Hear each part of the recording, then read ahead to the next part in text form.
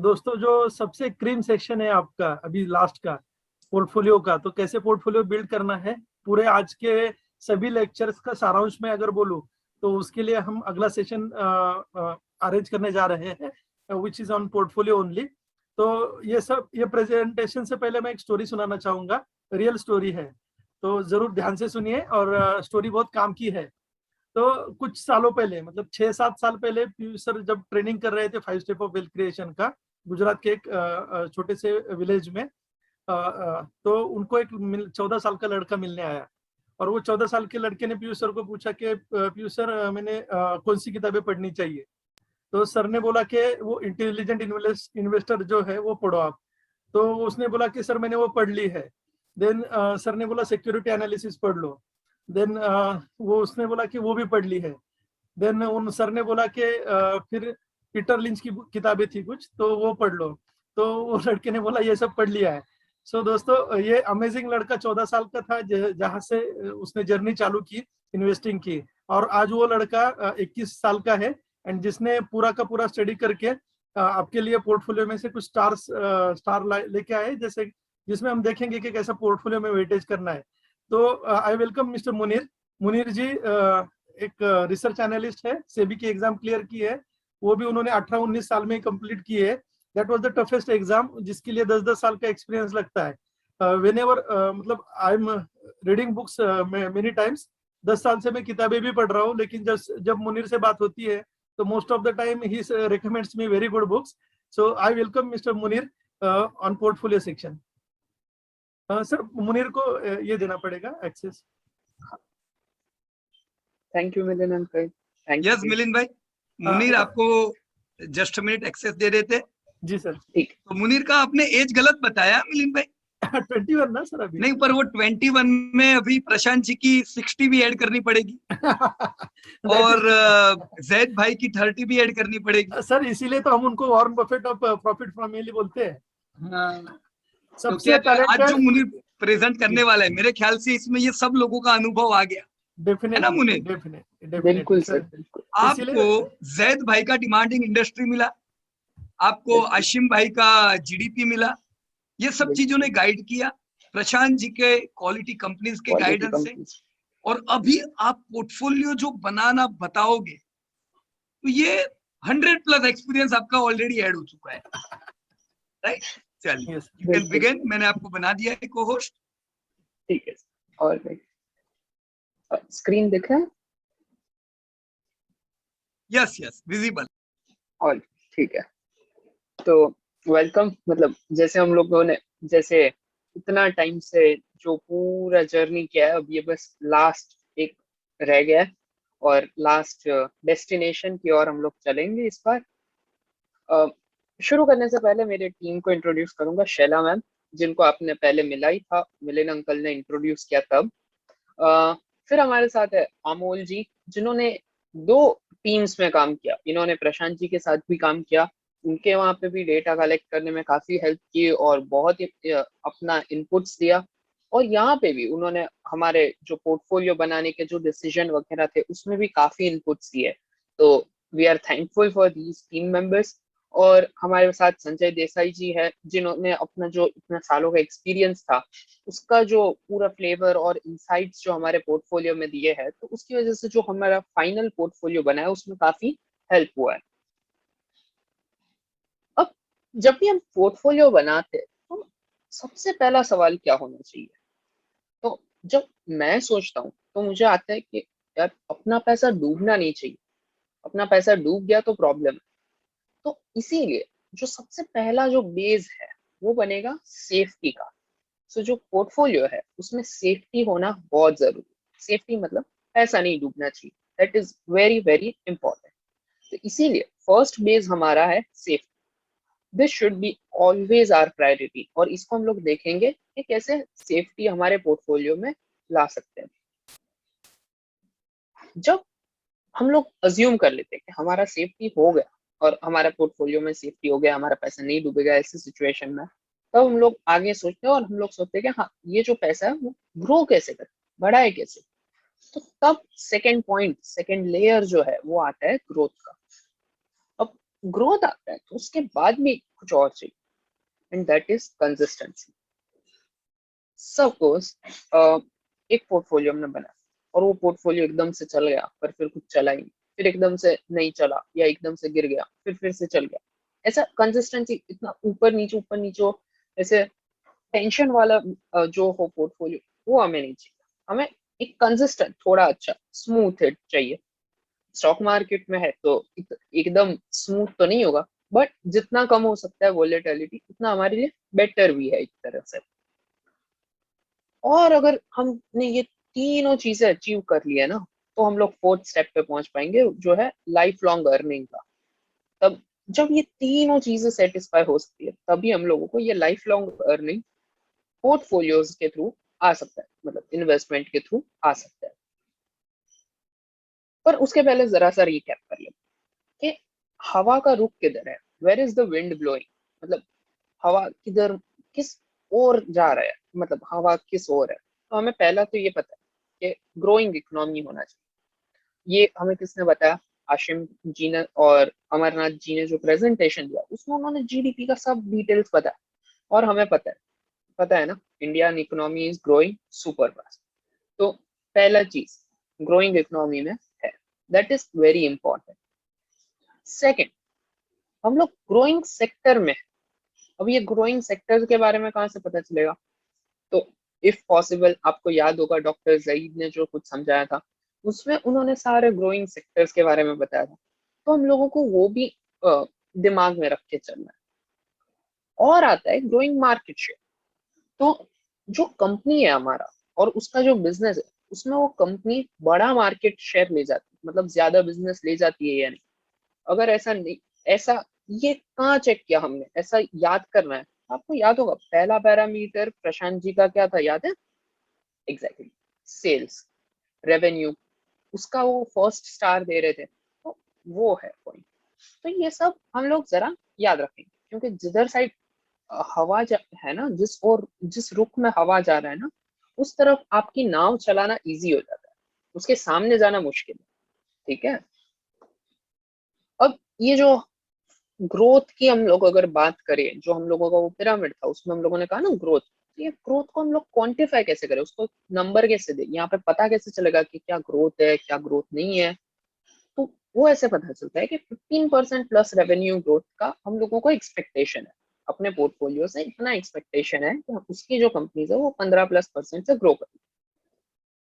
वो बहुत अच्छा अजम्पशन है, पर उसमें दो चीजें संभालिए। एक, उसका क्वालिटी चेक होना चाहिए। उसमें ये देखना है कि उसमें प्रॉफिट मार्जिन अच्छे हैं। क्यों प्रॉफिट मार्जिन हमें देखना है?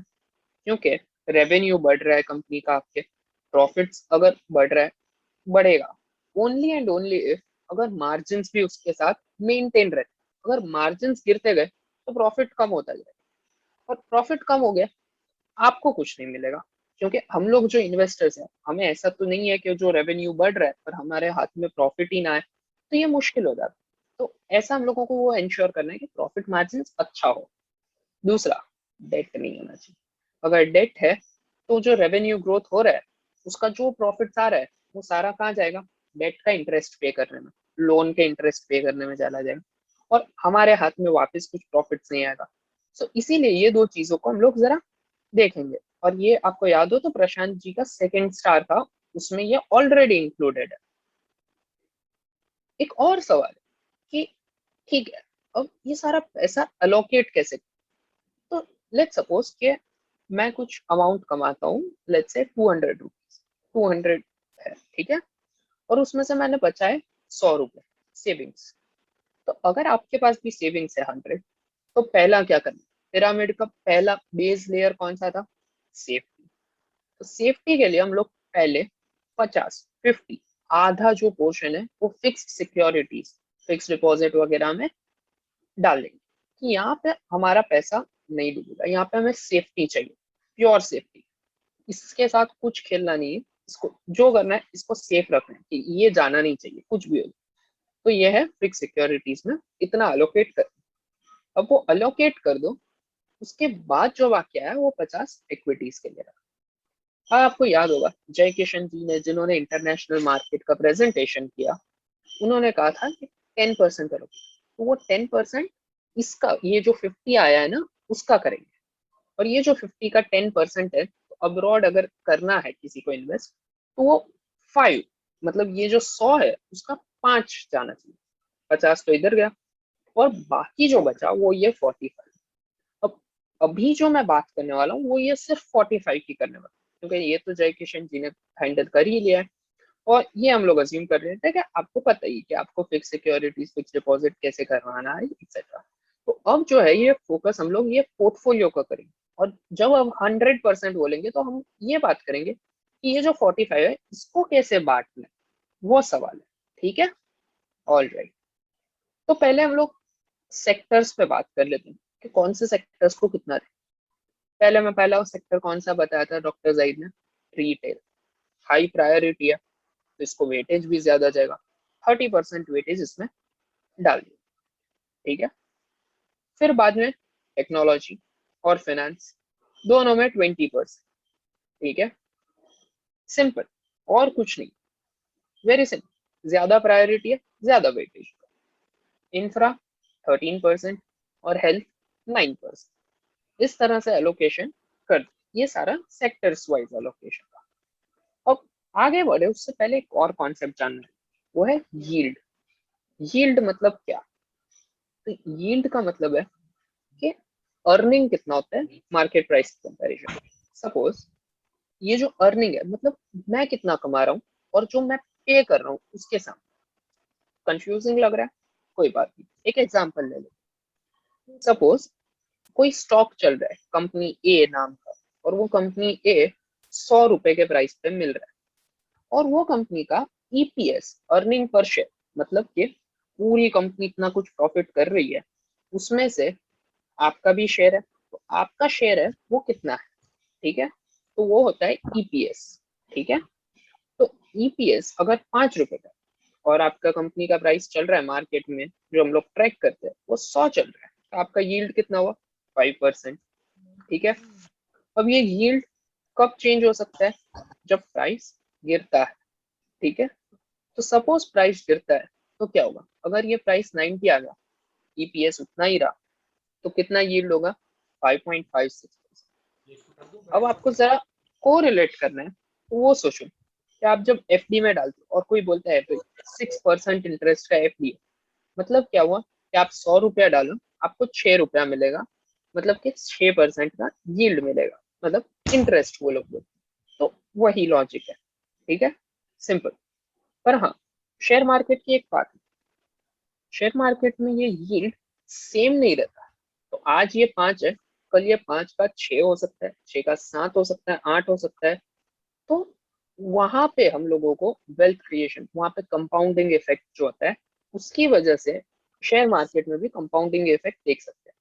पर अगर अर्निंग नहीं बढ़ा, और अर्निंग क्यों नहीं बढ़ेगा? अगर कंपनी का प्रॉफिट नहीं बढ़ा, तो फिर आपका यील्ड भी कम हो जाएगा। ठीक है, पर अच्छे कंपनीज जो अच्छे सेक्टर में है उनका ईपीएस बढ़ता रहता है, और वो बढ़ता है तो आपका यील्ड भी बढ़ेगा, और इसी की वजह से आपका पैसा भी बढ़ेगा। ऑलराइट, अब नेक्स्ट पॉइंट। अब आपको ये होगा कि हाँ मुनीर ठीक है, यील्ड समझ गए, पर अब ये वेट्स देना है ना कि कौन से कंपनी में कितना दे, या फिर सबको एक जितना देते हैं, पूरे 50 कंपनीज ले लो और 50 को सबको 2-2% दे दो।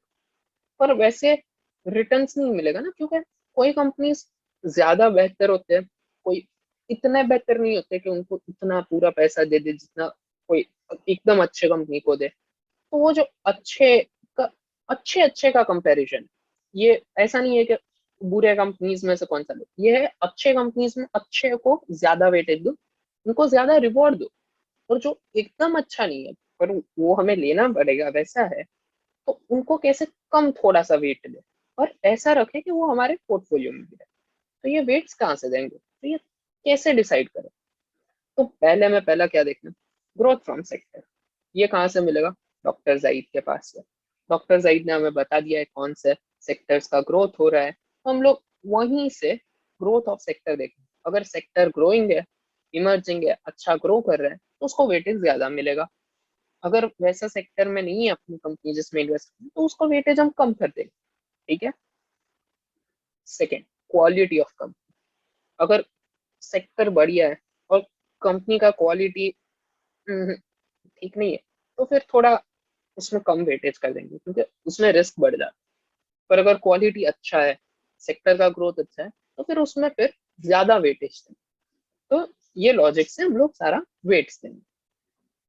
अब आ जाते हैं फाइनली रिटेल सेक्टर, और रिटेल सेक्टर में सबको वेटेज दे देते हैं। First of all D mart, ठीक है, क्योंकि इसी से डॉक्टर जाहिद ने भी शुरुआत की थी, डिपार्टमेंट सुपर ग्रोइंग। अब यहाँ पे हमारे पास आपको याद होगा दो कंपनी का चॉइस, डी मार्ट और रिलायंस रिटेल। रिलायंस रिटेल इसीलिए क्योंकि उसके जितना सेल्स कोई और नहीं कर पा रहा, पर हम लोग डायरेक्ट रिलायंस रिटेल में तो इन्वेस्ट नहीं कर सकते, तो हम कहाँ जाएंगे? एग्जैक्ट उनके पापा के पास, रिलायंस के पास, ठीक है।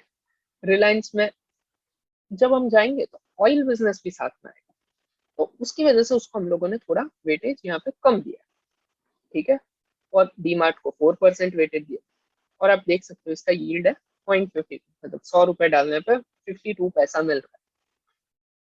मतलब बहुत महंगा है नो डाउट, बट उसका क्वालिटी भी है, उसका ग्रोथ भी ऐसा है, तो उसी का वजह से उसको प्राइस भी महंगा है इसीलिए। फिर हम लोग आ जाते हैं ई कॉमर्स। अभी ई कॉमर्स में तो हमारे पास कोई ऑप्शन है ही नहीं, कोई लिस्टेड एंटिटी है ही नहीं, तो हम लोग ई कॉमर्स तो कर नहीं सकते। तो हम लोग उसके बाद एक और उन्होंने लीजर सॉरी स्पेशलिटी रिटेल में बताया था, पीवीआर। पीवीआर का यील्ड 0 है। अब ये यील्ड 0 क्यों? क्योंकि पीवीआर तो लॉस कर रहे हैं, आपको तो प्रॉफिट ही नहीं मिल रहा, मतलब आपको तो कुछ मिलेगा तब उसका यील्ड कैलकुलेट करोगे, नहीं मिल, तो यहाँ पे तो 0, और ये कोविड इफेक्टेड, तो इसमें हम लोगों ने 1% एलोकेशन, और आपको याद होगा इनको स्टार रेटिंग भी 3 है, तो उसकी वजह से उनका वेट भी कम हो गया कंपेयर टू डीमार्ट, ठीक है। अब वोल्टास, वोल्टास कंज्यूमर इलेक्ट्रॉनिक्स, आपको बार बार बताया था 2% वेटेज, इसको भी 5 स्टार कंपनी है, पर इसका सेक्टर का थोड़ा सा ग्रोथ उतना नहीं था इसीलिए। हेवल्स 1%, सेम सेक्टर पर, तो दोनों में बांट दिया हमने, दोनों 5 स्टार कंपनीज है, कोई चिंता की बात नहीं। Next other apparels. अब ये सेक्टर इसीलिए क्योंकि जब इंडियंस की इनकम बढ़ेगी वो ज्यादा स्पेंड भी करने वाले, तो वो हम दोनों ने दो कंपनीज के बीच में बांटा है, टाइटन और पेज। 2% और 1%, दोनों 5 स्टार कंपनीज है। रिलैक्सो फुटवेयर, अज्यूमिंग ये सारा वैसा है कि हाँ अगर कंज्यूमर्स का पैसा स्पेंड करने की कैपेबिलिटीज बढ़ती है तो वो कहाँ स्पेंड करेंगे? टाइटन वगैरह ज्वेलरीज एक्सेसरीज, पेज इंडस्ट्रीज में जैसे कि कपड़े अलग अलग टाइप का प्रीमियम क्लोथिंग वगैरह, रिलैक्सो में चप्पल वगैरह के लिए थोड़ा इंक्रीज होगा डिमांड, टीटी के प्रेस्टीज हाउसवेयर आइटम्स एक्सेट्रा। तो इसी तरह से हम लोगों ने ये सारी चीजें दिमाग में रखते हुए हम लोगों ने ये एलोकेशन दिया। तो टीटी के prestige 1%, 5 star company no doubt. फिर आ जाता है पैकेज, इस पे भी फोकस है, ब्रिटानिया या नेस्ले, कोई एक में इन्वेस्ट कर सकते हैं, 2% का एलोकेशन है, 4 स्टार रेटिंग है, ठीक है, दोनों है, और ये रेटिंग ब्रिटानिया का भी है, और ये यील्ड है वो ब्रिटानिया का है। सेम पर्सनल प्रोडक्ट में गोदरेज कंज्यूमर प्रोडक्ट या मारिको, अब दोनों ऑलमोस्ट सेम ही है, कंपटीटर्स ही है, और दोनों अच्छा कंपनीज है, तो जिसमें भी डालो 2% अपनी मर्जी से 2%। यूबीएल 1%, अल्कोहलिक ब्रूअरीज का सब हम लोगों को एक्सप्लेनेशन दिया था, डॉक्टर जाहिद ने भी कहा कि वो काफी ग्रोइंग है, पर इसको 3 स्टार रेटिंग है, तो इसीलिए इसको 1%। फिर आ जाते हैं ऑटो वाला पार्ट। तो ऑटो में आपको याद होगा बजाज ऑटो, मारुति, बालकृष्ण, मदरसन, अमराजा, तो इन लोगों को भी थोड़ा थोड़ा एलोकेशन किया है, जैसे बजाज ऑटो को 1%, मारुति को भी 1%, बालकृष्ण को 0.5%, अमराजा को 0.25, मदरसन को भी 0.25%, क्योंकि इस पे तो डेट है। और फिर आ जाते हैं अपना one of the hot sectors in this retail का पूरा जमाने में, जहाँ पे है जुबिलेंट फूड, और इन लोगों का कंसिस्टेंसी है, 5 स्टार रेटिंग है, सुपर सेक्टर का ग्रोथ है, तो इसीलिए इसको 4%। इंडिगो कोविड इफेक्टेड है, अभी थोड़ा मुश्किल है उनका टाइम, 0.5%, 2 स्टार रेटिंग है, लेट भी है। वंडरला 1%, 4 स्टार रेटिंग, ये भी कोविड इफेक्टेड है। PI industry 1%, 4 star rating, sales में मार खा जाता है यूपीएल से। ये हो गया हमारा पूरा रिटेल सेक्टर। यहाँ पे हमने डाल दिया अपना पोर्टफोलियो का 30%। आपके पास अगर जो भी पैसा था उसका 30% पैसा इसमें एलोकेट किया। ऑलराइट, अब आ जाते हैं फाइनेंस। ठीक है, फाइनेंस में कौन से थे आपको याद होगा? बजाज फाइनेंस, रिटेल फाइनेंस, इसको वेटेज 4%, 5 स्टार रेटिंग है, कोई बात। एचडीएफसी हाउसिंग फाइनेंस है, 4%, 5 स्टार रेटिंग है, कोई बात, बढ़िया। इसका यील्ड देख लेना, 4.2%। एचडीएफसी बैंक 5% वेटेज है इसको, विदाउट एनी डाउट। जो कंसिस्टेंसी है इनके पास वैसा और कहाँ पे। 4.11% यील्ड है इनका अभी का, और 5 स्टार रेटिंग है, no doubt. HDFC life insurance है 2%, आईसीआईसीआई जीआई इसको भी 2%, दोनों 4 स्टार रेटिंग पे है।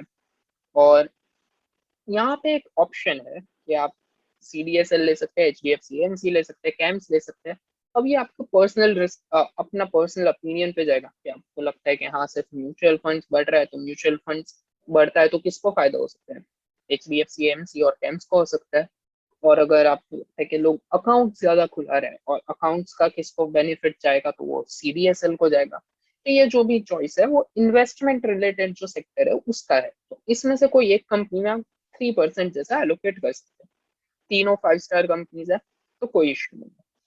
ओके, या मुनीर एक मिनट, हम लोग हाँ टेक्नोलॉजी पे आगे बढ़े उससे पहले फाइनेंस और रिटेल में एक दो बातें कर लेनी है, राइट? बिल्कुल। कि जैसे अभी आपने रिटेल बताया सबसे पहले, राइट? एक बार मेरे को रिटेल बताओ तो। हाँ, या तो यहाँ पे हम देख रहे हैं कि आपकी वोल्टास, हेवल, टाइटन, पेज, रिलैक्सो, टीटीको सब 5 स्टार रेटिंग की कंपनियां है, बराबर? बिल्कुल। पर 5 स्टार रेटिंग होने के बावजूद भी हमने 2 और 1% डाले हैं, जबकि डीमार्ट, रिलायंस 4 स्टार रेटिंग है, कम रेटिंग है, पर आपने वेटेज ज्यादा दिया हुआ है। तो कुछ क्वेरीज आई है, वो इसके रिलेटेड है। मुझे लगा कि चलो ये हम क्लियर कर दे कि हमने क्यों ये जो झुंड है पूरा, वोल्टास, हेवल, टाइटन, पेज, रिलैक्सो, टीटीके, उसको 1-2% दिया 5 स्टार रेटिंग होने के बावजूद। Yes please. ये मोस्टली सारे कंज्यूमर प्रोडक्ट्स है और ये क्या है ना कि सब एक दूसरे के साथ काफी कनेक्टेड है। करेक्ट, जो डीमार्ट है ये ऐसा समझो कि ये एक कैटेगरी है अपने आप में कि इंसान यहाँ पे स्पेंड करेगा। तो एक्चुअली तो हम लोगों को ये सबको एक साथ देखना चाहिए कि ये सब में टोटल कितना एक साथ वेटेज। और हम लोगों को ऐसा नहीं है कि सिर्फ टाइटन में पूरा यहाँ पे जो 6-7% या 8% हो रहा है वो सारे एक ही कंपनी में नहीं डाल देना है हम लोगों को। वो कंज्यूमर जहां जहां स्पेंड करेगा वहां से हम लोगों को भी फोकस रखना है। तो इसीलिए वो थोड़ा डाइवर्सिफिकेशन पॉइंट ऑफ व्यू से भी है कि हर जगह से वैल्यू हम कैप्चर कर सकते हैं और इसीलिए वो डाइवर्सिफाई भी हो जा रहा है, इसीलिए वो सब में कम कम जा रहा है। बराबर है मुनीर। तो एक चीज मैं समझ सकता हूँ यहाँ पे कि कोई अगर ये सोचता है कि मुझे खाली डीमार्ट में डालना है, मुझे रिलायंस में नहीं डालना है, तो वो 4+2 करके 6 डाल सकता है, बराबर की नहीं? बिल्कुल उसी बिल्कुल प्रकार से कोई सोचता है कि पीवीआर में 5% डालना है तो वो नहीं डाल सकता है, क्योंकि वो 3 स्टार रेटिंग के हिसाब से 1% डाला है। पर अगर हम बिल्कुल नीचे आ जाए, वोल्टास, हेवल्स, टाइटन, कोई इन 5 कंपनियों को क्लब करके 2 कंपनी में डालना चाहे तो वेटेज बढ़ जाएगा, बराबर की नहीं? बिल्कुल तो ये वो बिल्कुल अपने आप कर सकते हैं। पर मेरे को ये सारे में डालना है तो ये पूरा एक स्पेंडिंग का झुंड है, बराबर? बिल्कुल इसीलिए हमने 1-2% दिया हुआ है। मैं राइट मुने? बिल्कुल sir, spending right, is the word, मतलब कि ओके। तो स्पेंडिंग टोटल, कहाँ ऐसा। या टोटल आपका रिटेल में कितना कंपनी हुआ मुनीर? रिटेल के पीछे आप कितना स्पेंड कर रहे हो? रिटेल में जहाँ पे around 20, as far as I remember exactly 21 company है इसमें, तो अराउंड ओके, 20 कंपनीज है, सपोज कोई एक बराबर, दो नहीं भी लेते। राइट। तो 20 कंपनियां अगर आपके पास रिटेल में से है आप चाहो तो उसे 10 कर सकते हो, बराबर। अब इससे रिटर्न में ऐसा नहीं है कि बहुत बड़े डिफरेंस होंगे, बराबर है। ऑलरेडी कम करते करते ही ये 20 प्रॉपर रिटेल की मुनीर ने ली है। सारी आप देखो 5 स्टार रेटिंग अपने सेगमेंट में होगी, इससे बढ़िया रेटिंग किसी का नहीं होगा, राइट। तो आप क्लब कर सकते हो। आपने सोचा मुझे ऑटो में बजाज, मारुति, बालकृष्णा, आमरा, मदर नहीं, तो 1-2 कर दो ना, राइट। तो आपका ये वेटेज भी बढ़ जाएगा। पर मुनीर को ये रिटेल पूरा कवर करना था, तो उन्होंने पूरा रिटेल कवरेज के साथ आपको वेटेज दिया हुआ है। इतना ध्यान रहे कि मुनीर ने 30% रुपए रिटेल को दिए हैं। एम आई राइट मुनीर? हाँ सर, बिल्कुल। तो 30 रुपया रिटेल को मिलना चाहिए। उसका कारण बाद में डिस्कस जरूर करेंगे, लेकिन अभी ये समझना जरूरी है, रिटेल क्षेत्र में 30 रुपया डाल सकते हैं। करेक्ट मुनीर? बिल्कुल सर, बिल्कुल। ओके।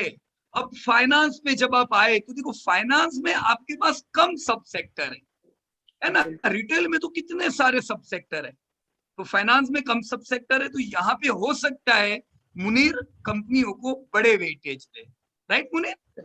Yes, continue Munir. अब आ जाते हैं टेक्नोलॉजी पे, क्योंकि हम लोग ऑलरेडी देख ही रहे हैं, जैसे हम लोग जूम पे बात कर रहे हैं और इतना सारा टेक्नोलॉजी के अराउंड बज़ भी है और इतना बूस्ट है आप इंटरनेशनल लेवल पे भी, नेशनल लेवल पे भी, टीसीएस वगैरह। तो वही हम लोग देखते हैं तो क्लियरली दिख रहा है कि पहले में पहला investment without any doubt should go to TCS. 5% weightage, 5 star rating, super good. Second, advertising and media, FL, इसमें से डिसाइड किया हमने। 5 स्टार रेटिंग है, 3% वेटेज, क्योंकि एफएल को compete अभी भी थोड़ा ट्रेडिशनल इंडस्ट्री के साथ भी करना है, उसका रेवेन्यू खींचने में, कि थोड़ा पैसा तो नॉर्मल ट्रेडिशनल मीडिया में भी एडवर्टाइजिंग में जाता है, इनको उससे भी पैसा खींच के अपनी ओर लाना है डिजिटल में। तो वो भी अभी थोड़ा उसको ध्यान में रखते हुए हमने 3% वेटेज दिया। LTTS, super company, 5 star rating, इसको भी 3% हमने अलोकेट किया। रूट मोबाइल 1.5%, ये भी 5 स्टार रेटिंग दिया। बट वो क्या है ना, एलटीटीएस और रूट दोनों ऑलमोस्ट सेम सेक्टर है, तो पूरे सेक्टर को एकदम ज्यादा वेटेज नहीं होता है, इसलिए उसको 1.5 दिया है। इसमें आप अपनी तरह से एडजस्ट कर सकते हो, बट क्लब भी कर सकते हो किसी एक में, पर थोड़ा सा उसको ध्यान में रखते हुए कि दोनों एक ही सेक्टर के हैं। नौकरी में 3%, 4 स्टार रेटिंग, क्योंकि उनका कंसिस्टेंसी में थोड़ा इश्यू आ जाता है। पर वो जैसा आपको विजय जी ने कहा था कि that is your way to invest in startups, directly नहीं तो इनडायरेक्टली, तो उस तरीके से आप इसको ध्यान में रख सकते हैं। Coming next to Tata Elxsi, Tata Elxsi में 1%, क्योंकि ये काफी हद से कनेक्टेड है टू टीसीएस वाला सेक्टर और थोड़ा तरह से ये जो इंटरनेट आईटी सॉफ्टवेयर सर्विसेज वाला एलटीटीएस रूट वाला, तो उससे काफी कनेक्टेड है, तो इसीलिए इसको 1% वेटेज दिया, although that is also a 5 star company. Team lease, अब कई लोगों को याद होगा कि ये डॉक्टर जाहिद ने इसको रिटेल में बात किया था, पर इनका बिजनेस थोड़ा टेक्नोलॉजी ओरिएंटेड है, तो इसको हमने टेक्नोलॉजी में अलोकेट किया है और इनको 2% एलोकेशन दिया है विद 4 स्टार रेटिंग। और आईआरसीटीसी, इसको भी हम लोग रिटेल से टेक्नोलॉजी में शिफ्ट किया, क्योंकि इनका भी मोर और लेस टेक्नोलॉजी फोकस्ड बिजनेस है, इसीलिए तो इसमें भी 1% एलोकेशन है, 5 स्टार रेटिंग। अब जो लेटेस्ट आया है नजारा, इसमें 0.5% थोड़ा सा एलोकेशन, क्योंकि आपको याद होगा डॉक्टर जईद ने बताया था gaming industry is booming globally. Of course हमारे पास इससे अच्छा कोई और ऑप्शन नहीं है अभी, तो इसीलिए हम लोगों ने नजारा में 0.5% एलोकेशन रखा है। किसी को अगर नहीं करना है, क्योंकि देखो इनका स्टार रेटिंग भी कम है, तो 3 है, तो अपनी मर्जी से फिर इसको एडजस्ट कर सकते इधर उधर। कमिंग टू हेल्थ, अब ये सेक्टर तो ऐसा है कि जिसकी वजह से पूरा लास्ट ईयर हमने इसको विटनेस किया है कि क्या कोविड कर सकता है और क्या बीमारियों से जूझना हो सकता है हम लोगों को। तो वो सारा ध्यान में रखते हुए हमें पता है कि फर्स्ट एंड फॉरमोस्ट फॉलोइंग जो प्रशांत जी ने हमें डेटा दिया है और डॉक्टर जईद ने बताया, 4% वेटेज टू लाल पतला, super company, super growth.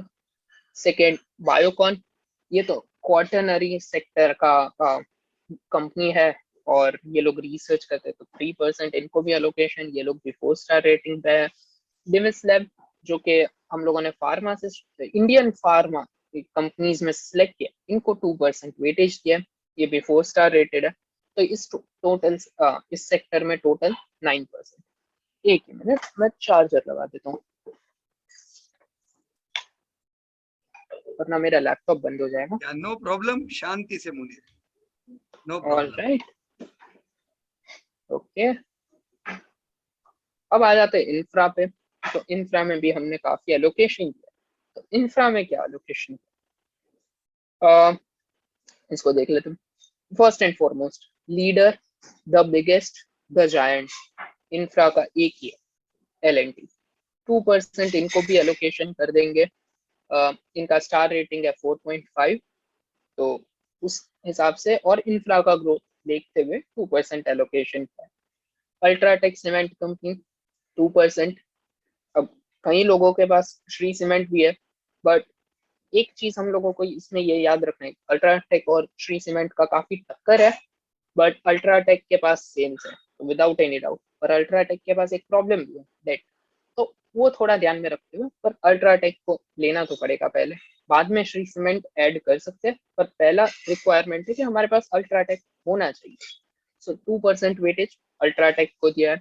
JSW steel, ये सीमेंट के साथ काफी कनेक्टेड है, इनको 0.5% एलोकेशन दिया है। मिनिमल एलोकेशन है, अगर स्टील इंडस्ट्री के अंदर किसी का इंटरेस्ट है तो। If not, you can transfer this ऊपर नीचे कहीं पे भी, बट इंफ्रा सेक्टर में कहीं पे आप डिस्ट्रीब्यूट कर सकते हो। पॉलीकैप, ये भी इलेक्ट्रिकल केबल्स वगैरह का बिजनेस है, इनका 1% वेटेज। अफोर्डेबल हाउसिंग का बात किया था, इस सेक्टर का ये प्रॉब्लम है कि यहाँ पे सबके पास बहुत डेट है, तो और वो लोगों ने तो इस साल लॉस भी किया है, तो इनका वेटेज 0.5% रखा है, कम वेटेज रखा है। इनके पास रेटिंग भी 3 है, तो इसमें वेटेज कम है। ओबेरॉय, गोदरेज, दोनों बड़े यार, किसी को भी ले सकते हैं। नेक्स्ट है सुप्रीम इंडस्ट्री, ये प्लास्टिक प्रोडक्ट्स के सेगमेंट से। इसमें सुप्रीम और एस्ट्रल दोनों बढ़िया है, जैसा प्रशांत जी ने आपको बताया था। हमने इधर सुप्रीम चूज किया, 1% एलोकेशन, 5 स्टार रेटेड कंपनी है, कोई चिंता की बात नहीं। नेक्स्ट एशियन पेंट। अब ऐसा समझो कि आप घर बना रहे थे, आपने सीमेंट लिया है, आप स्टील रॉड्स ले JSW स्टील के, आपने वायरिंग किया पॉलीकैब से, सुप्रीम से आपने पाइपिंग भी कर लिया, अब पेंट करने की बारी, तो किससे पेंट करोगे? एशियन पेंट से। 2% एलोकेशन एशियन पेंट को हमने एलोकेट किया। 5 स्टार रेटेड कंपनी है, काफी अच्छा ट्रैक रिकॉर्ड है। नेक्स्ट है Kajaria ceramic, 1% rating, 5 star rating. Tiles भी लग गई आपके घर में, कॉन्ग्रेचुलेशन। और पिडेलाइट अपना फर्नीचर, क्योंकि इसका जोड़ क्या था, मजबूत जोड़ है, किसी से नहीं टूटेगा, हाँ। तो 2% एलोकेशन पिडेलाइट को। और भारतीय एयरटेल और रिलायंस, अब इस बार रिलायंस आया जियो की वजह से, ये पूरा हम लोग टेलीकॉम सेक्टर को दे रहे हैं, क्योंकि इतना इंटरनेट यूजेज बढ़ रहा है और टेलीकॉम में अभी हम लोगों को इतने सालों के बाद कुछ बूस्ट दिख रहा है। तो अगर इंफ्रा में ये बूस्ट आता है और हमें कैप्चर करना है, तो 0.5% एलोकेशन भारतीय एयरटेल को जाएगा, जिनके पास 2 स्टार रेटिंग है, और बाकी 1% इधर एक्स्ट्रा जाएगा जियो के लिए, जो रिलायंस में जाएगा। तो अगर इधर जियो लेना है, तो आपको ऑयल बिजनेस भी आएगा और रिटेल भी साथ में आएगा। तो ओवरऑल अगर आपने ये डिसाइड किया है कि आपको रिलायंस रिटेल भी लेना है और जियो का भी थोड़ा पार्ट चाहिए, तो 3% टोटल एलोकेशन होता है अपने हिसाब से। 2% रिलायंस रिटेल के लिए, 1% रिलायंस जियो के लिए, तो टोटल 3% रिलायंस में आपका जा सकता है। सब्जेक्ट टू चेंजेस, आपको इधर उधर थोड़ा बहुत करना है तो आप चेंजेस कर सकते हो। अब ये जो है ये टॉप, हाँ जी 10 मिनट से आपका। All right, super, no problem. अब आपको जो अलोकेशन किया हमने, इतने सारी कंपनीज है और शायद आपके दिमाग से निकल भी जाए और एक साथ हम लोगों को याद भी नहीं रह सकता इतना कंपनीज, तो यहाँ पे मैंने टॉप 50% एलोकेशन हमने किसको किया है उसका एक चार्ट है, आप देख सकते हो। HDFC bank, TCS, Jubilant food, Bajaj finance, HDFC, DMart, Lal Path Lab, CDSL, HDFC, MCA और CAMS, FL, LTTS, Naukri, Biocon, Reliance, Voltas, Titan, इन सबको ज्यादा ध्यान में रखिए क्योंकि इन लोगों को हमने वेटेज भी ज्यादा दिया है। तो ये जस्ट एक रिफ्रेशर है, पर this is not total portfolio, ये सिर्फ 50% है टॉप एलोकेशन, ताकि आपको एक व्यू आ जाए कि हाँ कौन से सेक्टर्स में किधर हम लोग ध्यान दे रहे थे और कौन से कंपनीज आपके ध्यान में होना चाहिए। तो ये है। मुनीर जस्ट बैक कर सकते हो वापस? हाँ सर, ये थोड़ा हाँ सर, सर को रिक्वेस्ट करना पड़ेगा, ये थोड़ा देख ले, है ना मुनीर? बिल्कुल मुनीर बिल्कुल इसमें सर। आपका क्या जो भी प्रायोरिटी सेक्टर है, आपका टॉप प्रायोरिटी सेक्टर कौन सा था? सर जैद रिटेल भाई था ने सर। क्या क्या बोला था आपको? Retail, retail, retail. फाइनेंस, इसमें रिटेल की कंपनी आ गई? हाँ सर आ गई ना, डी मार्ट आ गया, फिर राइट। रिलायंस भी वैसे 2% तो उसी का है, वोल्टास, टाइटन, वोल्टास, टाइटन, है ना? और भी तो रिटेल 2% पे है। बिल्कुल सर। या फिर दूसरा टेक्नोलॉजी कवर होना चाहिए था, वो कवर हो गया? यस सर, TCS आ गया अपना, और कौन आया ऊपर, FL, एफएल, LTTS, नौकरी। एलटीटीएस, है ना, नौकरी। फिर आपका फाइनेंस कवर होना चाहिए था। ये 3 top priority sector, finance cover हो गया? Yes sir, HDFC bank, Bajaj HDFC. Finance, HDFC, तो मतलब आपने CDSL। टॉप के 3 सेक्टर में पैसे डाल दिए, बराबर है? बिल्कुल चौथा सेक्टर आपका हेल्थ केयर। तो कोई अगर ये बोलता है मुनीर कि मैं पहले हेल्थ केयर में डालूं, मैं बाद में देखूंगा रिटेल के लिए पैसा बचेगा, तो ऐसा चलेगा मुनीर? नहीं सर, पहला प्रायोरिटी है रिटेल, और उसको राइट, हमने 30% एलोकेशन भी इसीलिए दिया है ना। राइट। तो पहला प्रायोरिटी रिटेल, फिर IT, finance and IT both, finance, बराबर कि नहीं? ठीक तो है, रिटेल, बिल्कुल sir. Finance, IT is your top priority, फिर आप हेल्थ के पास जाओ, राइट? बिल्कुल सर, ओके। बिल्कुल। और फिर आता है इंफ्रा। तो आपका अगर 50% एलोकेशन इन कंपनियों में हो गया, अगर कोई ये चाहता है कि मेरे को कम कंपनी रखना है, तो यही एलोकेशन डबल कर दिया तो भी उनका 100% एलोकेशन तो हो जाता है। This is also good diversification, आपके बिल्कुल सारे सेक्टर आ गए, राइट? बिल्कुल सर। माइन्यूट लेवल पे जो आपने और कंपनियां बताई, कभी कभी मुनीर ऐसा होता है जैसे सही में अगर मेरे को 10 साल पहले कोई बोलता कि जुबिलेंट फूड में बहुत पैसा नहीं डालने का, कि आप जबरदस्त पैसा डालो, तो मेरे को विश्वास नहीं होता। पर देखो मैंने कुछ पैसा डाला था जुबिलेंट में और वो आज इतना बड़ा बन गया, राइट? तो इसीलिए आपने जो बताया है प्रॉपर डाइवर्सिफिकेशन बताया। हो सकता है आपके पास ये सब जो बीज बोए हैं, इनमें से लोगों को नहीं पता है कौन सी छोटी छोटी कंपनियां बहुत बड़ी हो जाने वाली है, राइट? चिंता नहीं करने की, अगर आप अच्छी कंपनियों में निवेश करते हो, ज्यादा कंपनी हो, इट्स ऑल राइट। चिंता तब होती है जब आपकी कम कंपनियां हो पर लॉस करती है, बराबर क्या नहीं मुनीर? राइट। तो ये मेरे को चित्र आपका बहुत पसंद आया। Yes Munir, continue. अब आगे बढ़ने से पहले एक बात ये भी देख लेते हैं कि जो हम लोगों ने इतना सारा बात किया उसमें पोटेंशियल इश्यूज क्या हो सकते हैं। तो पहला तो है आपका पीछे से हवा आना बंद हो जाए। हवा आना बंद हो जाए मतलब सपोज GDP ग्रोथ कम हो जाता है या किसी वजह से रुक जाता है, या कोई सेक्टर में प्रॉब्लम आ जाता है, सेक्टोरल इश्यूज आ जाते हैं, कोई सेक्टर में पूरा कोई खराबी आ गई है, तो उसकी वजह से वो पूरा सेक्टर की बेस्ट कंपनीज पे भी इफेक्ट होगा। अगर GDP में कोई इफेक्ट आ जाता है कि वो GDP ग्रोथ कम हो जाता है कभी, तो उसकी वजह से भी हमारे कंपनीज को, पहले तो GDP को इफेक्ट है तो सेक्टर्स को होगा, और सेक्टर्स को है तो कंपनीज को होगा, और हमारे कंपनीज को भी हो सकता है। तीसरा इन्फ्लेशन, इन्फ्लेशन हमारा प्रॉफिटेबिलिटी जो कंपनीज का है वो खा सकता है, तो उसकी वजह से प्रॉफिटेबिलिटी जो है वो कम हो सकता है, तो वो ध्यान में रखने जैसी चीज है। और उसकी वजह से क्या है ना, कॉस्ट भी बढ़ जाते हैं कंपनीज का, तो प्रॉफिट्स कम हो जाता है, और प्रॉफिट्स उनका कम तो हमारे हाथ में भी कम आएगा। फिर मैनेजमेंट इश्यूज, ये चीज बहुत रेयरली हम लोगों ने देखा है अच्छे कंपनीज में होते हुए, पर अगर होता है तो हमें बहुत बच के रहना चाहिए, क्योंकि जब ये होता है तो बहुत बड़ा इश्यू हो जाता है। तो मैनेजमेंट क्लीन और एथिकल हो वो बहुत इंपॉर्टेंट है इसकी वजह से।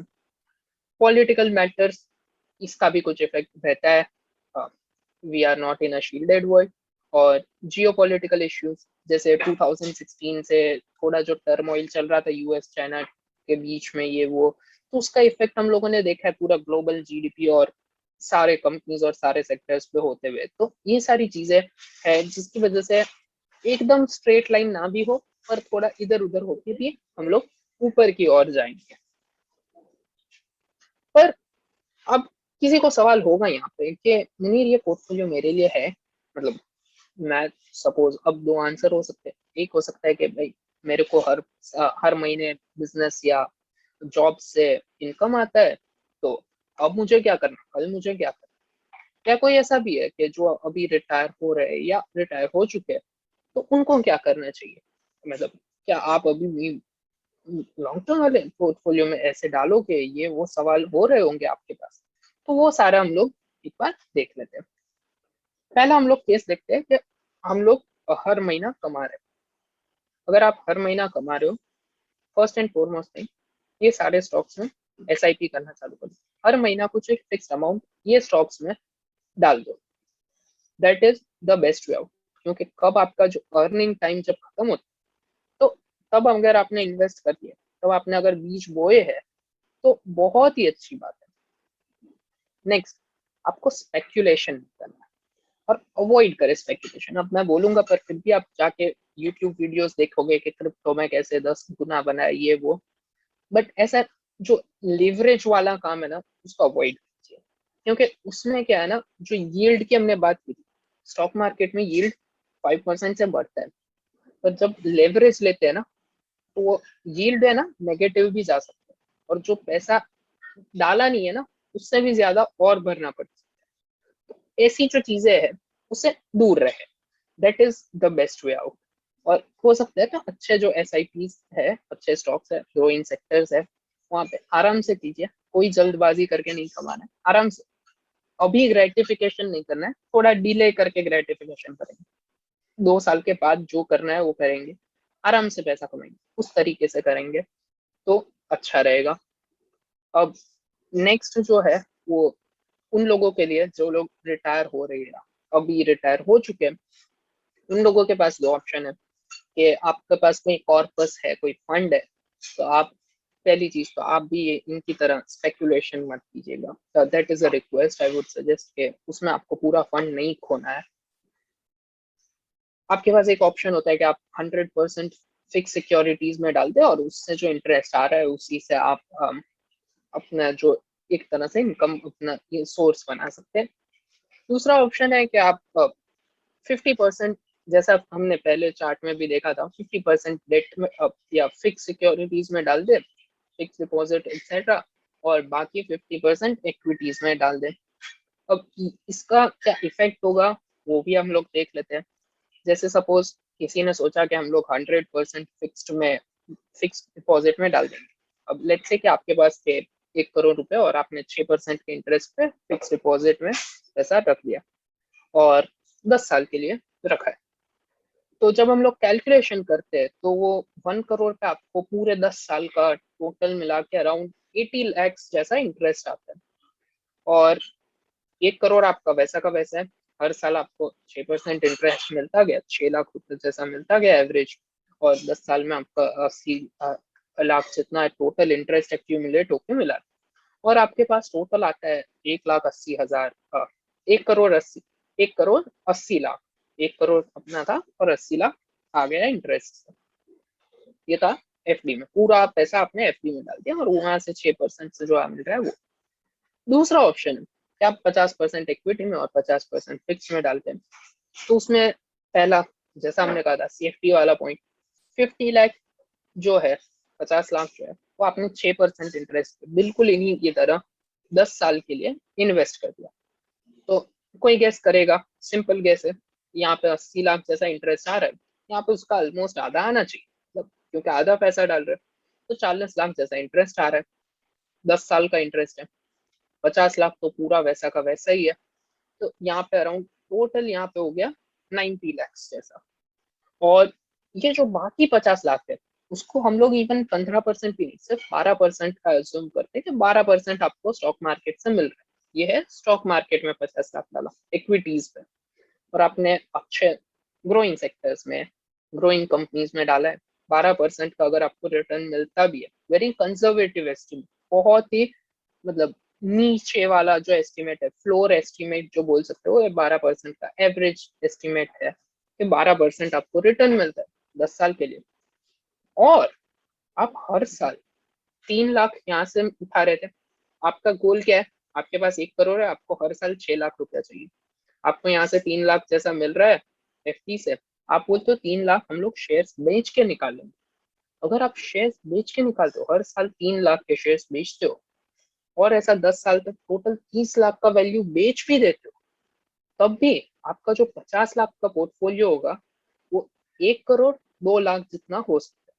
और ये जब होता है तो आपका ये 1 करोड़ का हो गया, प्लस ये 90 लाख, ये सब मिला के टोटल, और ये 30 लाख जो आपने निकाला वो सब मिला के 2 लाख 222 लाख, मतलब कि 2 करोड़ 22 लाख जितना अराउंड एस्टिमेट फिगर होता है। ये सारे कैलकुलेशंस है जो आप याद रख सकते हो। अगर सपोज आपका एज 55-65 है तो आप ये पूरे रेंज में अपने आगे 5-10 साल के लिए इस तरह से कुछ प्लानिंग कर सकते हो। और this is very much possible. आप देख सकते हो कि जब आप विड्रॉ कर रहे हो तब भी आपका पोर्टफोलियो कम नहीं हो रहा है, क्योंकि आपका ग्रोथ है और आपने अच्छे स्टॉक सेलेक्ट किए तो कोई इश्यू नहीं है, और अच्छे सेक्टर में हो तो और कोई इश्यू नहीं। तो इससे क्या लेसन मिलता है कि एक तो ये बात क्लियर हो गई कि स्टॉक मार्केट में एक सेफ्टी नेट है कि सपोज आपको वो 15% नहीं मिला तो आप गिर गिर के कितना आपको 9% मिलेगा, क्योंकि आपने अच्छे सेक्टर्स लिए थे, अच्छी कंपनी सेलेक्ट की थी। तो वर्स्ट केस आपको क्या होगा, 9% मिलेगा। आप बोलते हो उससे भी खराब हो गया, आपका पूरा चला गया, तब भी आपके पास वो 6% वाला सेफ्टी नेट है। सेफ जो हम लोगों ने फिक्स डिपॉजिट का हम लोगों ने बात किया था, कहा था ना पोर्टफोलियो में सबसे पहला स्टेप कौन सा है, नीचे वाला, सेफ्टी। और इसीलिए वो जो आधा पैसा हम लोगों ने पहले से फिक्स डिपॉजिट वगैरह के लिए रखा था वो इसी के लिए था कि सेफ्टी नेट आपके पास हमेशा रहेगा। और ऐसा जरूरी नहीं, काफी कॉम्प्लिकेटेड लग रहा होगा, इतने सारे सेक्टर्स, इतना सारा कंपनीज कैसे याद रखना। कोई बात नहीं, आपको ग्रोइंग सेक्टर याद है, आपको पास क्वालिटी कंपनीज का पता है, ठीक है, वेटेज थोड़ा इधर उधर कर दोगे चलेगा। नॉन ग्रोइंग सेक्टर में नहीं जाना है और खराब क्वालिटी कंपनीज में नहीं जाना है। ये दोनों चीजें अगर नहीं की तो भी बिल्कुल पीस ऑफ माइंड, कोई चिंता के बिना, कोई टेंशन के बिना आराम से सब ग्रोथ होगा अच्छे से। हमें नहीं चाहिए कि हम लोग एकदम ज्यादा परफॉर्म करें, अच्छा परफॉर्म करेंगे। ऐसा नहीं है कि हम लोगों को मैक्सिमम पोर्टफोलियो परफेक्ट, एकदम परफेक्ट, जितना ज्यादा आ सकता था वही चाहिए। हम लोगों को काफी अच्छा भी उसके नजदीक भी आ गए तो बहुत है, और अच्छा रहेगा, वो अच्छा रिटर्न ही होगा कंपेरेटिवली। तो बहुत झंझट नहीं कि हाँ यहाँ पे 1% का ये 1.5% नहीं हो गया मेरा, ये वो, बहुत टेंशन नहीं लेने का। Welcome to journey to wealth. और ये खत्म नहीं हो रहा है, यहाँ पे आपकी शुरुआत है। Thank you Piyush. Thank you Munir, amazing presentation. पूरे दिन का निचोड़ आपने दे दिया इसमें, और सभी के पोर्टफोलियो के लिए जो सेक्टर वाइज एलोकेशन है, कंपनीज कौन सी लेनी है वो आपने बताया। इसके लिए थैंक यू सो मच। मैं पीयूष सर से कमेंट लेना चाहूंगा। मिलिंद भाई, जी सर। मुनीर ने पूरा पोर्टफोलियो क्रिएट कर दिया है अभी, yes sir, right? Yes sir. Wonderful Munir, बढ़िया। मैं अगर पूरे आपने जो ये पूरा पोर्टफोलियो जो हमको क्रिएट करके दिया उसके मैं कंक्लूजन पे जाऊं तो आपने 50% पैसा हमारा इन्वेस्ट करवा दिया है पहले से फिक्स सिक्योरिटी, तो सिक्योरिटी है बराबर। बाकी 50% पैसा हमने इक्विटी में इन्वेस्ट किया हुआ है, वहां से हम ग्रोथ की उम्मीद करेंगे। एम आई राइट मुनीर? तो बिल्कुल सर, बिल्कुल। फिक्स सिक्योरिटी में पैसा सिक्योर भी हो गया, 50% जो इक्विटी में वहां पे ग्रोथ उम्मीद करेंगे, राइट? फिक्स सिक्योरिटी वाला जो पैसा है वहां 6% तो मिलने वाला है। तो भी मेरे को माथा कुछ में नहीं पड़ना है कि 6 का 6.5 7 नहीं चाहिए भाई, वो सेफ्टी के लिए, राइट? अब मैं फिक्स सिक्योरिटी में बढ़िया रिटर्न के लिए ये सब मेहनत कर रहा हूं, करेक्ट? तो मैं इंडिया में हूं तो वैसे भी मैं गिरूंगा तो खजूर पे अटकूंगा, क्योंकि इंडिया का जीडीपी ग्रोथ 9% से बढ़ रहा है, तो 9% तो मुझे उम्मीद वैसे भी करना है, राइट? मेरा पोर्टफोलियो मेरे को 9% देने तो वाला है, करेक्ट?